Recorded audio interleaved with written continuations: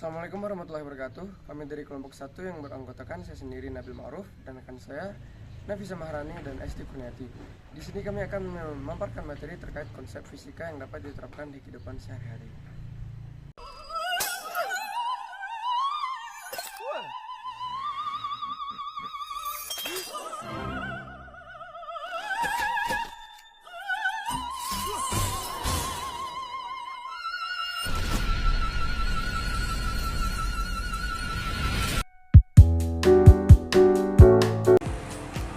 Nah, pada gelas yang pecah itu disebabkan oleh gelombang suara yang keras.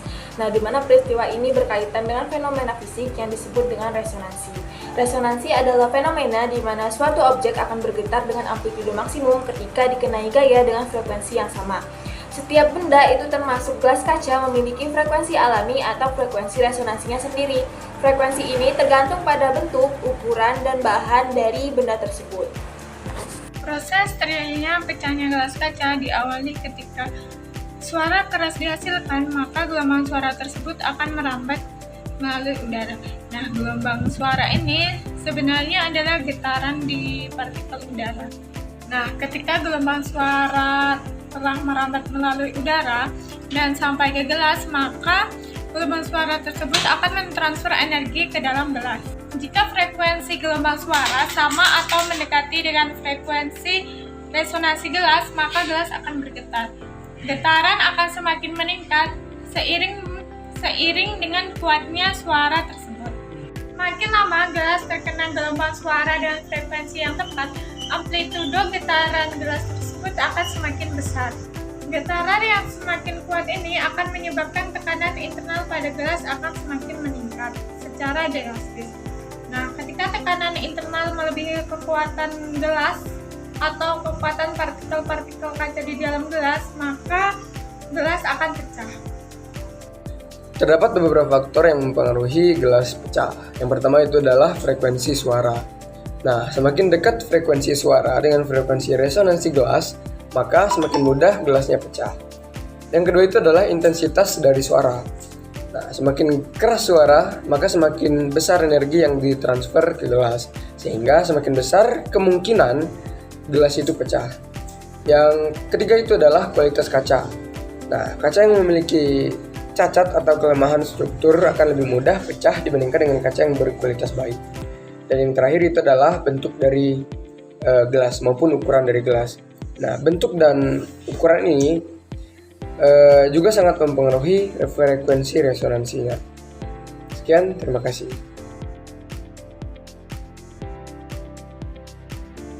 Salah satu penerapannya adalah ketika kita bermain bola biliar.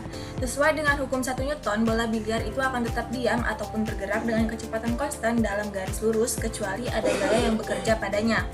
Ketika kita memainkan bola putih, kita memberikan gaya sehingga bola tersebut dapat bergerak.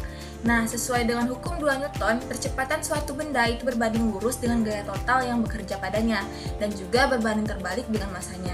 Gaya yang kita berikan itu percepatannya sama sehingga bola putih itu memiliki percepatan yang sama. Sedangkan pada hukum 3 Newton, setiap aksi itu selalu menimbulkan reaksi yang sama besar, tetapi berlawanan arah. Nah, ketika bola putih menumbuk bola lain, keduanya akan memberikan gaya yang sama besar namun berlawanan arah. Nah, selain hukum-hukum yang telah dijelaskan sebelumnya, pada permainan bola biliar terjadi juga hukum momentum. Nah, momentum adalah hasil kali antara massa dan kecepatan suatu benda. Ketika bola putih menumbuk bola lain, terjadi transfer momentum. Momentum bola putih akan sebagai perpindahan ke bola yang ditumbuk. Kemudian pada bola biliar terjadi juga energi kinetik, yaitu energi yang dimiliki benda karena geraknya. Ketika kita menyodok bola putih, energi kinetik pada bola putih meningkat. Kemudian selain energi kinetik ada juga energi potensial, di mana energi potensial adalah energi yang dimiliki benda karena posisinya. Dalam biliar, energi potensial tidak terlalu signifikan, namun bisa dipertimbangkan jika ada perbedaan ketinggian antara meja biliar. Nah, kemudian ada juga hukum kekekalan energi. Energi tidak dapat diciptakan maupun dimusnahkan, tetapi hanya dapat diubah bentuknya. Total energi dalam sistem biliar atau bola-bola dan meja akan selalu konstan. Selanjutnya itu adalah tumbukan. Nah, pada biliar terjadi tumbukan antara bola-bola. Tumbukan ini dapat bersifat lenting sempurna atau tidak lenting sempurna. Pada tumbukan lenting sempurna, energi kinetik sistem itu bersifat tetap. Selanjutnya itu adalah gesekan. Gesekan antara bola dengan kain meja itu juga menyebabkan bola melambat.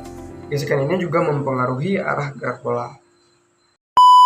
Oke teman-teman, terima kasih sudah menonton videonya.